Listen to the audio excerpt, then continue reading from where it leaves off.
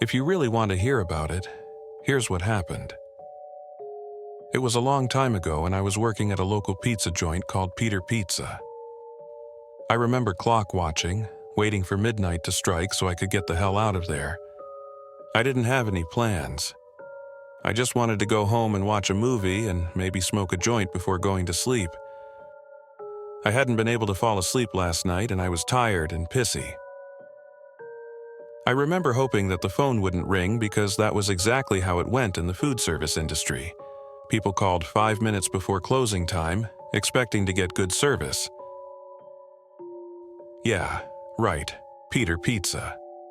What the hell kind of name was that? The better question was, why had I applied there for a job in the first place? I was 25 years old for starters. Most people my age have "I'm paying my way through school" to fall back on as an excuse, but me? Shit. All I could say was, it's all I'm qualified for because I couldn't decide on a major when I was younger. And now that I'm older and wiser, I realize that everything else is a fucking waste of time. Whatever. Apathy and we pretty much go hand in hand. 14 minutes until I could get out. I hated the customers, or guests, as the management wanted us to call them. Guests, my ass. Being a guest required just a little bit of dignity, so the assholes that waddled into Peter Pizza would be referred to as customers. I didn't work the front counter too much. I'm not entirely sure which end of the stick I was getting because I usually clocked in as a delivery driver. Paul, the owner of Peter Pizza, gave me $50 extra a week to pay for gas, which was more than enough. Paul was okay, definitely not my favorite person. He had his moments of pleasantness, though. Tonight wasn't one of those nights. He had a stick up his ass for some reason or another, and it had been there since he'd walked in the front door. I could see it on his face, in his eyes, behind his glasses. I didn't know. I had arrived at work pleasantly stoned and had stayed that way until now. I didn't really care why old Paulie was mad, nor did I care if he was going to feel better. Not with 12 minutes left on the clock. You can't just close the goddamn doors a few minutes early, can you? I thought, rolling my eyes as I watched the second hand tick, tick, tick its way around the clock. Paul was one of those bosses. The kind that would leave his front doors open for another 10 or 20 minutes past close. And he wondered why the turnover rate was so high. When you pander to the customers and not the employees, things are bound to go wrong. I sighed and reached into my back pocket to retrieve my cell phone.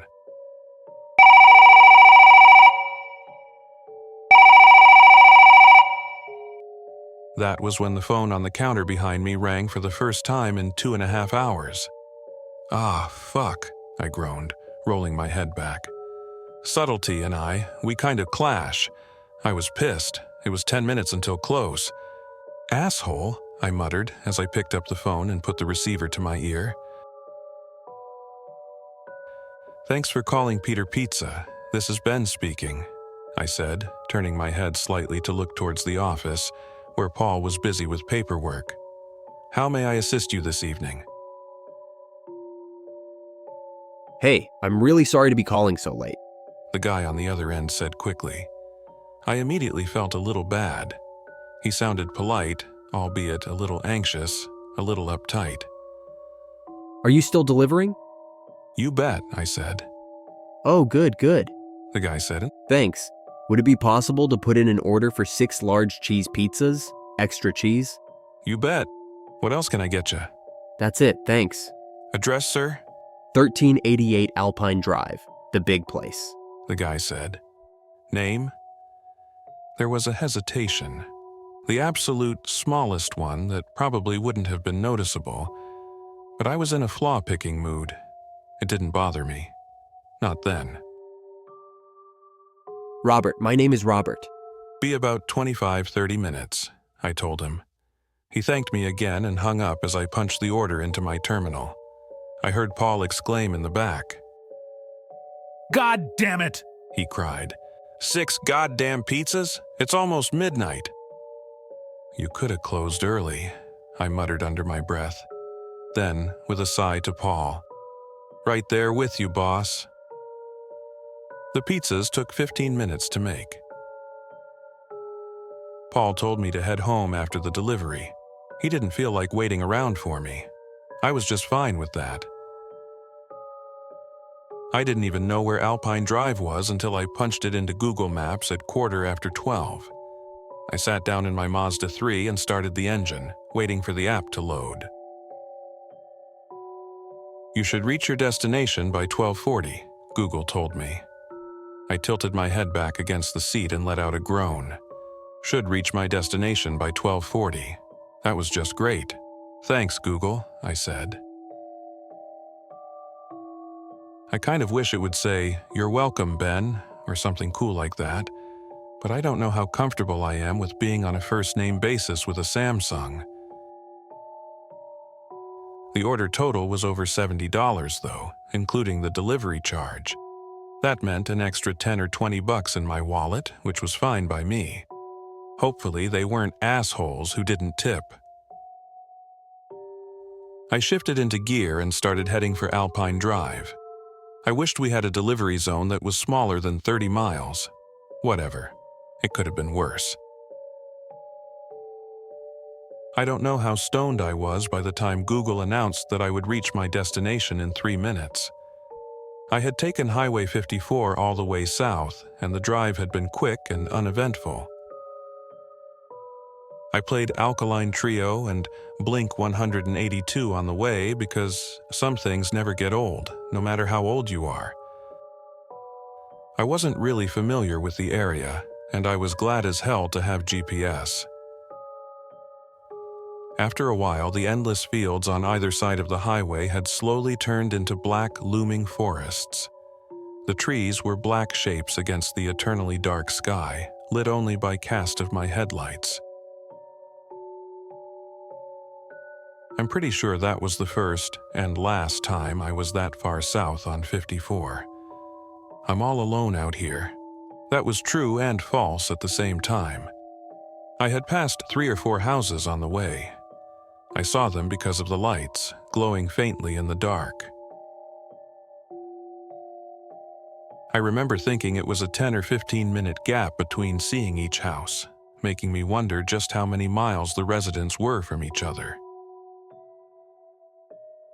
It was an eerie thought, the nearest neighbor being 5 or 6 miles away. My ever-wild imagination conjured up an image. I was dead in a bathtub, the showerhead running over my naked and bloody corpse. I had fallen down, hit my head, and died because there was no one around to report me missing. I shook my head and continued driving until I was directed to take a right on Carpenter Hooper Road. I ended up turning onto gravel road. I sighed. Passing a bullet-riddled speed limit sign saying it was 55 through here. Were they serious? Who the hell went 55 miles per hour on an unpaved road? I coasted at a steady 40, keeping my eyes peeled for wildlife and random farm machinery. I wasn't worried about other cars because it had been 15 minutes since I'd seen one. It might have been longer. All alone. It was only 5 or so minutes until I reached the end of what looked like a driveway. The nav told me that I would reach my destination after I turned right. I obliged and continued up the driveway. I was searching for the house and couldn't find it. The map said that the house was on the left side of the road, but it wasn't. You have arrived at your destination. No, I haven't, I said impatiently. There was nothing but trees on my left, so thickly knotted together that it looked impossible to walk through, let alone inhabit a home with modern conveniences here. I slowed down a little bit, and the bright beam of what could only be a porch light flared up in my rearview mirror. On the right side of the road. Google, you asshole. It took me a minute to do a successful 180, but I eventually started up the driveway. The driveway was paved, and a few moments after I pulled into it, I was aware that my tires were no longer crunching gravel. It had gotten very quiet, and this, for whatever reason, was really unnerving. I rounded a bend, and beyond the pine trees surrounding me was the house. Whatever light I'd seen was off now, and the place was totally dark. The driveway looped around in front of the house. I slowed to a stop and parked, leaving the engine running out of habit. People keep telling me that my car is going to get stolen. Please, steal my Mazda. Did everyone leave? Maybe I'd gotten the wrong address or typed in the wrong one or something. The GPS had already been wrong once. No, the address next to the door was the same as what I'd typed in.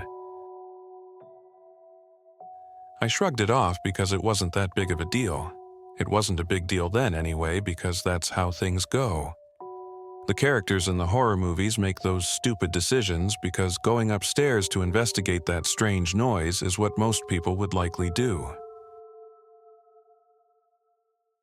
It's part logic because floorboards like to creak randomly and things fall over all the time. It's a security thing, though. We, as human beings, have to be certain that we're safe. The idea of an intruder was a slimy thought. The word intruder even had a sinister feel to it.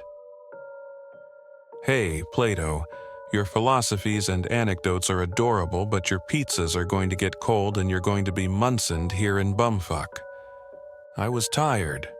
My mind tends to wander when I'm tired. Slap happy, I think it's called. I got out of the car and stood up straight, stretching and listening for a moment to hear my joints crackle. I let out a long breath and walked to the trunk to retrieve the pizzas, because that's just how much I care about my job and its valued customers that call just before close. I took another glance at the dark house and rolled my eyes. This was probably a prank call. I was willing to bet a testicle that a bunch of assholes had picked a random address and sent me to it. They were probably all having a laugh. I'm not trying to be overly emotional, but that honestly hurt my feelings. What a fucking waste of time. I need a new job. The pizzas were all in an insulated bag, and I carried it lightly on my fingertips. I waited tables for God knows how long before this, and I developed a great set of forearms and really strong fingers because of how often I'd hold heavy trays and plates. I balanced the bag without thought as I made my way around the car and up the driveway towards the front porch. The sound of my shoes crunching over loose gravel and dead leaves was loud, and I felt isolated, 1,000 miles from nowhere. There was no wind. The woods around me were quiet, and the only light other than the moonlight was the glow of my headlights. I don't know why I looked up at the second floor as I walked across the yard. I was lost in thought, noting that the grass was long and in need of a trim. It was a quick glance up that led to an attempt at looking forward again. I looked up again in a flash. I thought I had seen the silhouette of a man in one of the upstairs windows, but I marked it off to being a trick of the light. I don't know if I want to meet the owners of a place this far out in the boonies. The thought gave me goosebumps that I tried to ignore. I mounted the porch steps and walked across it, thudding and creaking across the floorboards. I noticed there was no doorbell and that the curtains were drawn. I didn't give either a second thought as I knocked on the door in the tune of the theme from Star Wars. My roots at work had taken me to some really shitty places. This house looked fine, a little unkempt, but far from gentrified. I stepped back from the door a little bit and waited for someone to answer. But 30 seconds went by and then a minute. I knocked again. This time just 3 booming knuckle raps that were loud and clear. "Ah, fuck," I muttered, as I realized that no one was really home after all. What a fucking waste of time.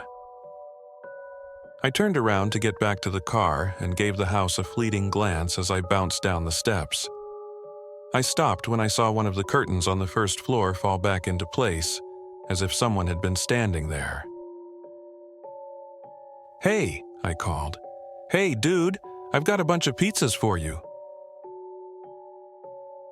I walked up the steps again. I was miffed, surprised, and confused all at once because I was sure the house had been empty. Why the hell were all the lights off? That was the big one, the question I really wanted to know. I wondered if it was a surprise party but shook it off. If Robert or Stan, whatever his name was, didn't answer the door this time, I was going to drive my ass home and throw each of those damn pizzas out the window along the way. I knocked on the front door again. "Come on, man," I said under my breath. I then said loudly, "Pizza guy," then quietly, "Fucking waiting for you." I gave it a full minute and turned around to leave, but as I did, the sound of footsteps inside the house made me stop. I turned around again and was about to knock when I heard someone say, "Hey, sorry?" It was a man's voice, low and pleasant like a radio talk show host, but it scared the hell out of me anyway. I wondered why he was talking to me through the door instead of just opening it. "That's totally fine," I replied uncertainly. "You Richie?" There was the slightest pause before he said, "It's Robert." The tone in his voice as he emphasized his name was a little weird, like he forgot it. I didn't think too much of it, mostly because he had scared the hell out of me, but because the customers I served were strange and sometimes liked to use fake names when ordering pizza like Dale Gribble on King of the Hill. I don't know why, and I don't question why people are the way they are. "You ordered the 6 large cheeses?" I felt ridiculous, talking to this guy through the door and a little uncertain. I was ready to run at any moment in case things went south with the guy behind the door. Sirens weren't going off inside. The guy instantly struck a weird chord with me, but not a threatening one. "Yes, I did. Look, I know this is a weird question, but could you come around to the back door and meet me on the patio?" I didn't answer right away, and maybe that's why he added, "This door is all fucked up. I was waiting for you in the kitchen. I thought I mentioned that on the phone." All I could really say was, "Oh, yeah, okay." Had he told me that? I didn't think so, but I couldn't remember. I had been pissed about how late it was, and everything but the order itself had vacated my mind.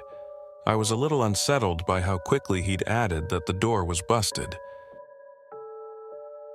This is usually where most people say, "I'd get the fuck out of there." And I probably would have until I realized that Paul would probably charge me the full fare for the lost pizzas. I didn't feel like paying for them, so I walked down the steps again and started heading for the backyard. Once again, I heard the loud crunching of gravel beneath my feet as I balanced the pizzas on my fingers. The crescent moon above was my only source of light, and it was no surprise that I nearly tripped over a rock the size of a softball that was hidden in the dark. I stumbled and almost fell, carefully righting the pizzas in my left hand. I heard something crunch behind me. I whirled around, and as I did, I caught a glimpse of somebody peering at me from around the corner of the house. He must have seen me notice him because he quickly withdrew and disappeared from sight. I started backing up, keeping my eyes on that spot. I had an unsettling thought. There had been someone behind me, walking in step with me to avoid detection until I'd tripped and threw him off.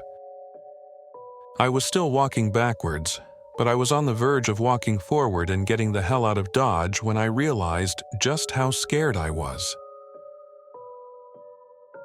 I didn't want to go back the way I came, back towards where I'd seen the figure. I couldn't help but think that he was waiting right around the corner and ready to grab me as I passed by. But heading to the back door seemed like an equally bad idea. I wished I'd never gotten out of the car. I hadn't stopped moving and waltzed right into the backyard. As I passed through the gate, a set of motion-activated lights mounted above the back door turned on. I dropped the pizzas in shock when the bright halogen lights washed over me and illuminated most of the backyard. I turned around wildly, expecting to see somebody standing behind me. To my surprise, though, I didn't see anything but a fenced-in backyard that was flush against the woods.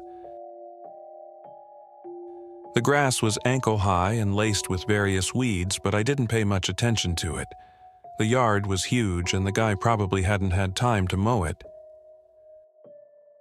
I was collecting the pizzas from the ground when I heard somebody say, Hey, buddy. I turned around quickly and faced a middle-aged man.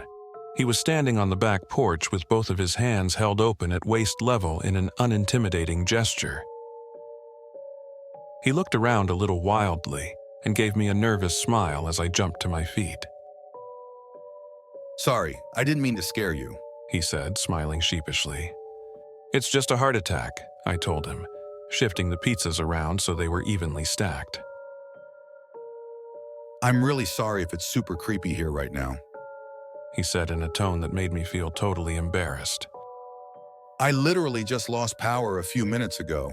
I don't know if we blew a fuse or if the generator blew or I don't even know. He ran his hands through his hair, shaking his head. And to top it off, some asshole tried to rob my place the other night and fucking busted the front door. He shook his head again and lowered his hands back to his sides. I'm sorry, he said. It's been a really shitty night, you know? Yeah, I said, nodding. I felt really stupid. The man in front of me looked normal. He talked clearly and, again, pleasantly. He was even wearing a light blue shirt, khakis, and some kind of sweater tied around his neck. He looked like a rich snob the way he was dressed, to be honest. Hell, his hair was even combed over douchebag style. And he struck me as the kind of guy who had never worked anywhere near fast food. Usually this meant a lack of courtesy towards people like me, calling at such a late hour and such. I wasn't quite at ease, but I never am on deliveries. People are capable of dark, dark things. A lot of the time, we do those things for money. I had maybe $60 on me, but people have been slashed to ribbons for much less. They've been killed for no reason at all. I know the feeling, I said as I squatted down to pick up the pizzas. I'm sorry, but... He cut me off with a wave of his hand, then gestured his thumb at the motion light. This light would get me on an episode of Fear Thy Neighbor, if I had neighbors. It scares the shit out of me every time a deer walks through the yard. I got the fence, but they don't care. I slowly approached the man, who slowly approached me. It was like we were afraid of each other, or maybe just embarrassed of ourselves. He was actually holding the cash in his hand when I unzipped the bag and handed him the pizzas. He handed me 2 bills, both hundreds. Oh man, I don't have that much change on me. No, Robert said, shaking his head and taking the pizzas. That's your tip for coming way the hell out here so late. I know you guys were about to close. For $100-and-something tip, I said. It's fine, man, really. All I was going to do was go home and watch TV until I fell asleep. It was the truth, but I tried my best to make it sound like it was something I didn't want to do. The tip threw me way the hell off. I had been expecting anywhere between $1 and $20. This guy was loaded. Well, I appreciate it anyway, the guy said. Thanks, He had been maintaining eye contact with me the whole time in a non-threatening way. More like a salesman than anything. He suddenly broke it and stared past me, into the woods beyond the backyard. There was a man standing on our side of the fence, barely visible in the darkness. I don't know why I whispered, "Oh shit." But Robert looked at me, concerned, and then back at the woods. Did he talk to you? He demanded angrily. "Son of a bitch has been scaring the shit out of us." The man in the woods nimbly hopped over the fence and proceeded our way in a slow and steady gait. Robert shouted, "Hey!" in an angry tone and leapt off the porch. He shoulder-checked me as he ran past, towards the fence. I told you to get the hell off my property. I stuffed the money in my pocket and started to follow him for whatever reason. He was walking fast, intent on getting to the man judging by the pace. He was halfway across the yard when the gunshot rang out. He stopped in his tracks and did a 180, sprinting back towards the house with his hands over his head. "Get inside! Get inside!" he shouted, waving wildly at me. Everything happened fast. I was still wondering who the hell the guy in the backyard was when the gun fired. Robert grabbed me by the collar as he ran up the stairs, dragging me up and into the house with him. He slammed the door behind us and fiercely whispered, Get down! He forced me to a squatting position and we crab-crawled our way across a dark kitchen. He led me to a door and opened it. It was a black rectangle, absolutely dark. I was thinking that it led to a basement or something when Robert ushered me over the threshold and onto the top step. I stumbled over my own feet and nearly lost my balance, seizing a hold on the banister to stop from falling down the stairs. I looked back and saw that Robert was now standing up straight. We locked eyes for a brief moment. His face was expressionless as he brought his leg back and kicked me in the abdomen, hard enough to send me flying back into the blackness behind me. I didn't even have time to react, let alone time to scream. There was a moment where I sailed weightlessly in midair before I crashed against the angles of the wooden steps on my back. I heard wood splinter, and in an awful flare-up of pain, I felt something in my upper back crunch wetly beneath my skin. I bumped down the last 8 or 9 steps in a violent series of somersaults, coming to an abrupt stop as I crashed shoulder first against the stone wall at the bottom of the stairs, landing on my chest. I opened my eyes and took a shuddering breath in. I had landed on a dirt floor and a plume of dust had shot up when I'd crash-landed. It flooded my nostrils and my throat, and I immediately started coughing, which hurt my entire body. When I stopped coughing, I cautiously wiggled my toes and made sure I wasn't paralyzed from the violent fall. The first thing I saw was a stone-carved table that could have only been an altar. There were dozens of unlit red candles on it and around it. The table was spotted with blood. I was still trying to process everything that had just happened to me. It had been less than a minute since I'd walked into the backyard. I understood that I'd been tricked and ambushed. I was trying to piece together what the table was for and why there was blood on it.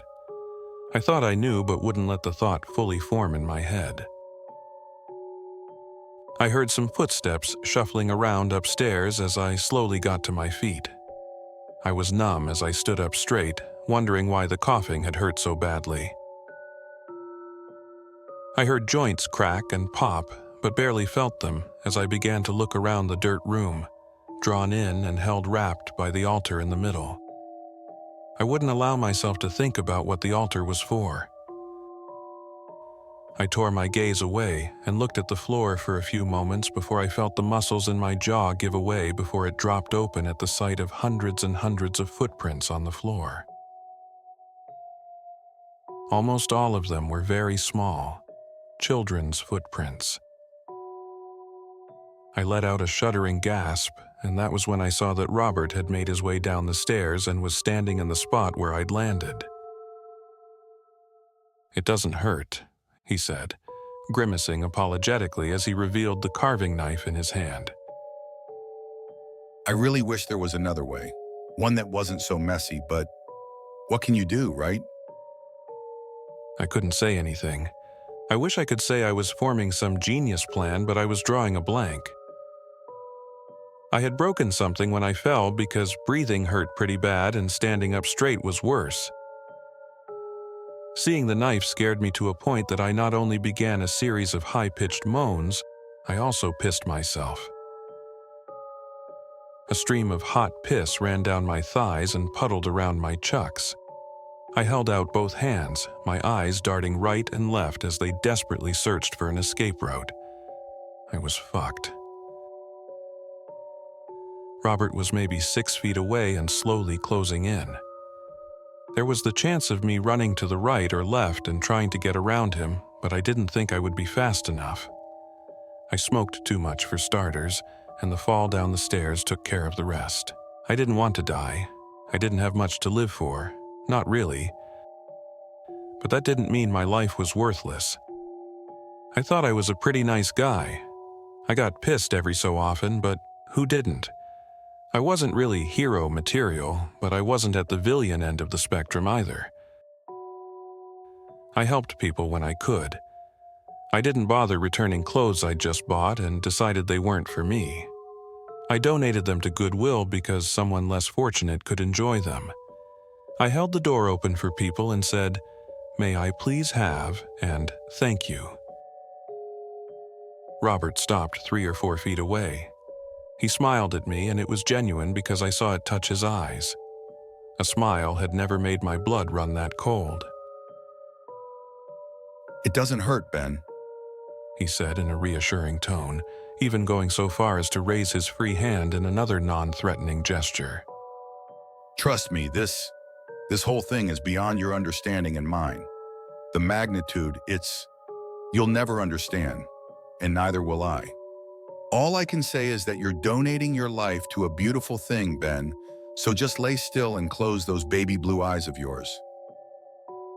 I don't know why I started to get pissed then. The fear was still there, but it was different somehow in a way I can't really describe. I hadn't done a fucking thing. I had gone to work. "Go to hell," I hissed, and spat at him as hard as my lungs would allow. Bloody saliva hit his face and ran down his cheeks. It ran over his lips and he slowly licked it away. For no reason, the altar caught my eye again, mostly the sharp corners. He started walking again, and I shifted left along the wall until I was near the corner. Robert's body tensed and he lashed out with his free hand to grab me. He seized the collar of my shirt and pulled me closer as he brought the knife down, aiming for my chest. I grabbed his arm by the forearm and shoulder charged him at the same time. We stumbled backwards together until Robert's lower back roughly bumped into the corner of the stone altar. Fuck! He screamed, craning his head back. I heard the knife clatter on the altar, and Robert grabbed the sides of my head, his thumbs searching for my eyes and tearing the skin just above my eyebrows. I went back with his momentum and then decided to go forward again, shoving him into the corner of the altar again. He let out a pained scream as the stone corner dug into his tailbone this time. He lurched forward, reaching behind him to feel his back. I charged him then. I don't know where the strength came from, but I don't really want to know. Never question a good thing. I sure as hell don't anymore. His back collided with the altar, and again he let out another pained shout before he unexpectedly stepped forward and brought his knee into my chest. I don't think I'll ever feel pain like that again. I saw stars and screamed so loudly I saw red and black spots glittering in front of the stars. I was holding my chest and abdomen with both hands, barely able to breathe, when I saw Robert closing in on me, taking long and purposeful strides. I didn't think as I lowered my head and charged him with a headbutt with the last bit of strength I had. The top of my head slammed into his abdomen. I heard the wind rush out of his lungs and he flew back from the impact. There was a low series of scrapes as his shoes lost their grip on the dirt floor. He lost his balance and fell back, shooting both arms out to steady himself but failing. His head met the corner of the stone altar with a wet crack and a large spray of blood that hit me in the face a few feet away. I cried out and frantically started wiping my eyes with my forearm. My vision cleared and I saw Robert leaning up against the side of the altar. A hairy smear of blood led from the sharp corner to where his head was now. His eyes were bugging out and his mouth was hanging open. There was a growing pool of blood around him. Was he dead? He had to be. His head had just gotten split open like an egg. I quickly stepped past him, making my way for the stairs. You're gonna fucking die down here. Robert crooned wetly in a sing-song voice, unseen from the other side of the altar.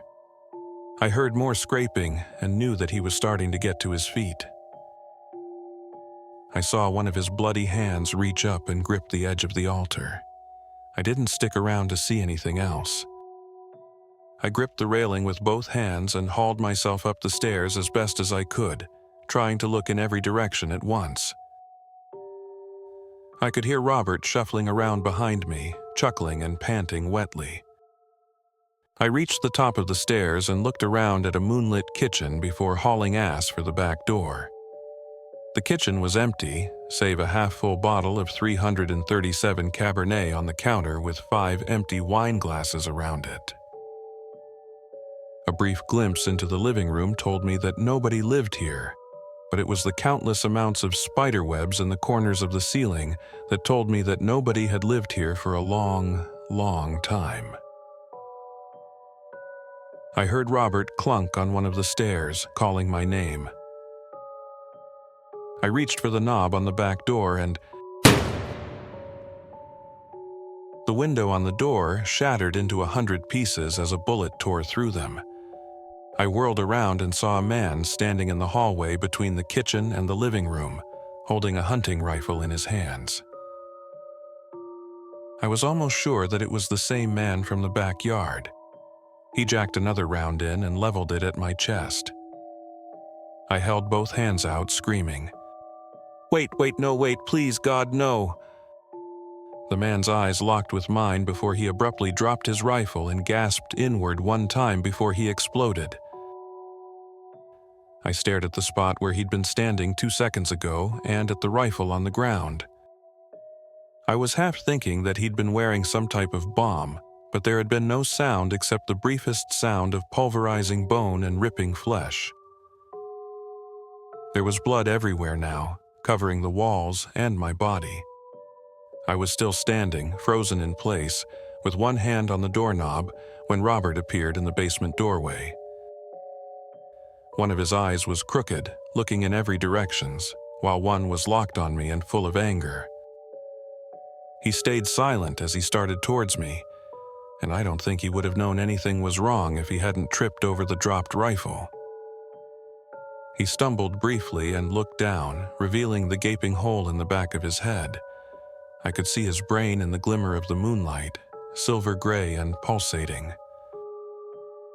He righted himself and looked down at the rifle for a moment. What? Where did he? Robert sputtered and then looked back at me. You? He trailed off and stared at me intently, or at least I thought he was looking at me. He was looking past me, almost the same he had looked past me a few minutes ago. I jerkily turned my head and saw what he was looking at. There were 3 yellow jackets on the door behind me, lazily crawling on the wood. I was prepared to move away when they flickered their wings and took off into the air. They flew into the darkness and were gone. Oh no! Oh no! "What is that?" I asked quietly, as the floor began to vibrate slightly. I was no longer afraid of Robert or whoever else was with him. The look of terror on his face told me that I should probably be afraid of whatever he was afraid of too. Why couldn't you just go to sleep? Robert whimpered, and then both of his eyes exploded. Blood splattered on my chest and I turned the knob, pulling the door open as all hell broke loose in 1388 Alpine Drive. Hornets flew out of Robert's bloody eye sockets and he screamed shrilly, reaching up to cap them off. The drain in the kitchen sink made a loud growl before sending out an endless surge of shit. I'm sure it was shit. That splattered against the ceiling hard enough to make a hole. The oven exploded in a fireball and I saw 4 figures, all the size of children and all burning like wildfire, emerge. I heard the sound of children crying, but also the sound of them laughing too. Robert turned in their direction, still screaming and trying to cover his eyes. He held out one hand in the children's direction. One of them reached out and took it, burning his fingers off of his hand with an audible sizzle. I was still gripping the doorknob tightly, but I looked down when I crushed it in my hand. I was now holding an eye the size of a tennis ball in my right hand. It oozed blood and yellow fluid between my fingers. I cried out and threw it into the kitchen as the walls began to split. People shapes wrapped in newspaper and bed sheets emerged from the walls, most of them missing arms or heads. They briefly paused to look at me, or at least turned in my direction. I stared right back. They all moaned in unison before turning around and advancing on Robert as well. I heard a series of cracks and looked in the hallway towards the living room and saw something bulging beneath the floor, tearing it up as it made its way into the kitchen, sending shards of wood into the air. It was growling. He was screaming my name as it approached him. The floorboards swelled, splintered, and an unearthly black mass began to emerge. I couldn't take any more, and the fear broke. I threw myself onto the back porch, pulling the door closed behind me with a loud slam. I stumbled into the railing, and Robert's screams stopped, but the growling continued. "Lights out, Bobby," I whispered, as I felt my way along the railing and vaulted down the stairs. I could hear whines and moans now, amidst growls and snarls. I ran along the side of the house as fast as I could. There was no pain. My only thought now was my own fucking survival. The car was 10 yards away when the windows I ran past began to shatter outward like small bombs were going off inside. I cried out with each one and covered my head, never taking my eyes off of the car. The growling grew louder and louder, overlapped with weeps, moans, and shrieks of damnation. Ben, stay with me. Ben, it's okay. Don't be afraid, Ben. Your father's with us, Ben. I slammed into the side of the Honda with a cry of pain and patted my pockets for my keys. They weren't there. I madly felt myself up and down to find them, trying to keep my eyes on the house. The window panes began to light up a deep red, and a low-frequency humming seemed ever present in my ears. That was when I realized I'd never killed the engine. That I'd left the damn car running the whole time because I thought I'd only be a minute or two.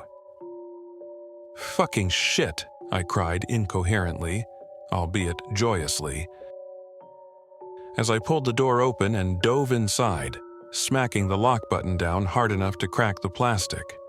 I didn't bother with the seatbelt. I mashed the brake and reached for the gear shift. A man's body landed on the hood of the car, his face cracking the windshield with a spray of blood. He gripped the hood, trying to pull himself forward. The top of his head was gone, and there was no brain inside, just blackness. He looked up at me and I saw that his teeth were missing, ripped out of his bleeding gums. Help me, please. He groaned, and something pulled him off of the hood with such force that he lost 4 fingers. I know, because I found them later on, just beneath my windshield wipers. My passenger side window shattered. I covered my face with my arms, peering through the crack between them to see that the house was burning yellow and white. I could hear screaming and laughing, the sound of children crying. A growing roar was coming from somewhere. I didn't care.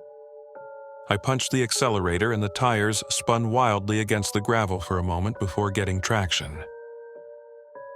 The car launched forward and I fought like hell to keep driving in a straight line. I only glanced back but once to make sure I wasn't being followed and saw that the house was gone.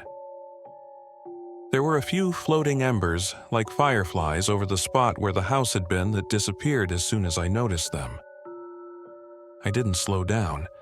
I don't think I even checked the rear view after that because I didn't want to see anymore. I couldn't take it.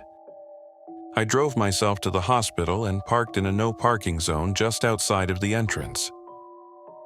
Through the plate glass doors I could see people.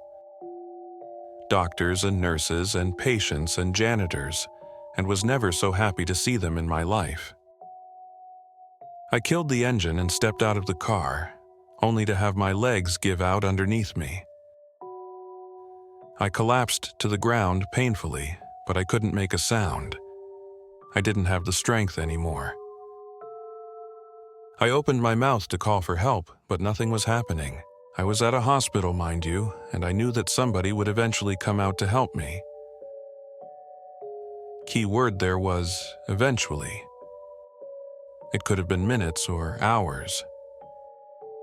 I didn't know how much more my body was going to take, how much more blood I could lose. All these thoughts raced through my mind as I lay on the ground, trying to scream and trying to get back up.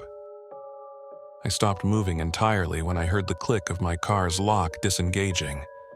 The back door on the driver's side slowly opened up and a leg, clad in black dress pants and a shiny black dress shoe, carefully stepped onto the pavement. Another followed. A man stepped out of the Honda. He was dressed in black, but there was something about him that was almost comforting. His presence was welcomed. I never saw his face. He closed my back door and stood over me for a few seconds. Thanks for the lift, kid. He said pleasantly and stepped around me out of sight. I dimly heard him say, I think this gentleman needs some help. He walked back towards me and then past me in the opposite direction. From this angle I could see him. I watched him walk away into the shadows and the streetlights up the street. I could hear him humming faintly, melodically. I'd never heard that melody before, and I haven't heard it since. I heard the sounds of footsteps approaching, and the way the accompanying voices sounded, they belonged to medical staff. The man stopped halfway down the block, pausing beneath a broken streetlight and looking up at the sky. A white-clad leg stepped in front of me for a split second, and the man was gone when I next looked. His empty clothes hovered in the air for a moment, as if somebody was still inside of them before collapsing silently to the sidewalk. A black mist floated up towards the sky, engulfing the dead streetlight for a moment before dissipating entirely. The light flickered a few times and then began to burn brightly. That was the last thing I saw before I passed out. 5 broken ribs, a punctured lung, a cerebral and a cardiac contusion, and a fractured skull. Somehow I survived. People have made it out of situations with much worse, though. I've since quit Peter Pizza. I haven't exactly gotten my life together as of yet, but I can say that I've been a whole lot happier since the night I was almost killed. The police checked out the house on Alpine Drive, which was nothing more than a foundation that had been abandoned for 3 decades. One of the canine dogs started pawing at the dirt and uncovered part of a child's skull. An excavation of the site uncovered 4 children that had been missing for years, in addition to 9 other missing people. They had all disappeared under extremely bizarre circumstances. Some had been beaten to death, others stabbed, others unknown. The children had been burned alive, and the rest had been crudely mummified with newspaper and Elmer's glue.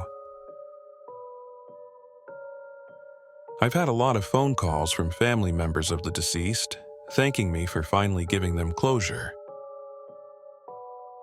I don't know where they got the idea that I was the one they should be thanking, but I was glad they could find the answers they were looking for, even though they only really got half an answer. I doubt I'll ever find the answers I'm looking for, and really one question weighs on my mind day in and day out. What the hell were those guys messing around with? And why did it hitch a ride in my back seat?